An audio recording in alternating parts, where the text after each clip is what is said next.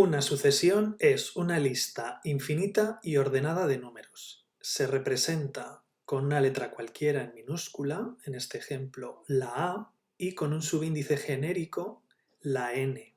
Los números que van a formar esa sucesión se llaman a cada uno de ellos términos, y el subíndice de cada término indica el lugar que ocupa en la sucesión. Así, el primer término, que será el primer número de esa colección de números, de esa lista de números, el primer término de la sucesión, lo representaremos como A sub 1 si la sucesión se llama A, el segundo término como A sub 2 y así sucesivamente, indicando como un término general, también llamado término enésimo, como A sub n. Así tenemos que la sucesión la llamamos A, para llamar a toda la sucesión en general la vamos a representar como A sub n, y luego los distintos términos los vamos a representar, lo vamos a ver ahora en un ejemplo, como A sub 1 al primer término, A sub 2 al segundo, etc.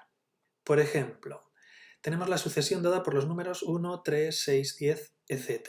Acostumbrándonos al principio a la notación, diríamos que el primer término de esta sucesión es el primer número, es decir, el 1.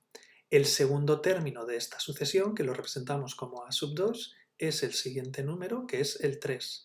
El tercer término de la sucesión sería el 6. El cuarto término de esta sucesión sería el 10. Además, nos podrían pedir que encontráramos la pauta de esta sucesión y que calculáramos dos términos más. En este caso nos deberíamos dar cuenta que para pasar del primer término al segundo le han sumado 2, luego 3, luego 4, es decir, esta sucesión se va formando sumándole cada vez uno más al término anterior.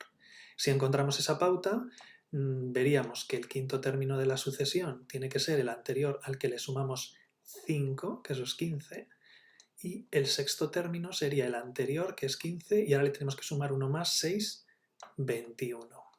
De momento esto de encontrar la pauta que no nos preocupe, porque luego en el tema veremos que habrá dos sucesiones concretas, que son las progresiones aritméticas y las progresiones geométricas, de las que sí que tendremos que ver cuál es la pauta que tiene y a partir de ahí ser capaz de calcular conceptos relacionados con las sucesiones. En esta segunda sucesión, B, la llamaríamos B, para que veamos que no siempre se tiene que llamar A.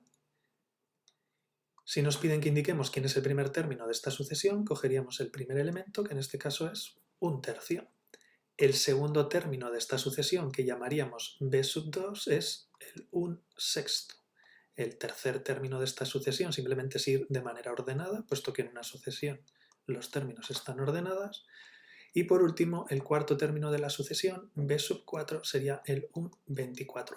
Lo mismo nos podrían pedir que añadiéramos, por ejemplo, dos términos más encontrando la pauta. En el caso de que tengamos una fracción, lo más cómodo normalmente es, por un lado, encontrar la pauta del numerador, que en este caso es muy fácil ver que el numerador siempre es 1, y luego encontrar la pauta del numerador, cada vez es el doble del anterior. Tenemos 3, 6, 12, 24, entonces el quinto término sería 1/48 y el sexto término sería 1, si volvemos a multiplicar por 2 el denominador, 96.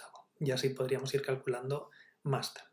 En el tercer ejemplo tendríamos que el primer elemento, el primer término C sub 1 es el 10, que el segundo término C sub 2 es el número 1, el tercer término es el menos 8, el cuarto término de esta sucesión es el menos 17.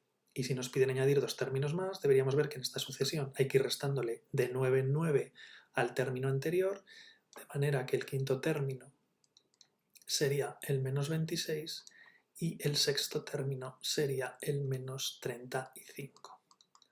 Y por último, en el ejemplo de la sucesión D, tendríamos que el primer término es el número 7 quintos, el segundo término de la sucesión es 4 décimos, el tercer término es un quinceavo y el cuarto término es menos 2 veinteavos. Esto primero simplemente es acostumbrarse. Si nos piden que calculemos dos términos más, al ser fracciones podemos proceder como en el ejemplo B. Primero buscamos la pauta del numerador, que podemos ver más o menos de manera sencilla que es restar de 3 en 3, por lo tanto nos quedaría menos 5, y en el denominador podríamos ver que es sumarle de 5 en 5. 5, 10, 15, 20, nos quedaría 25.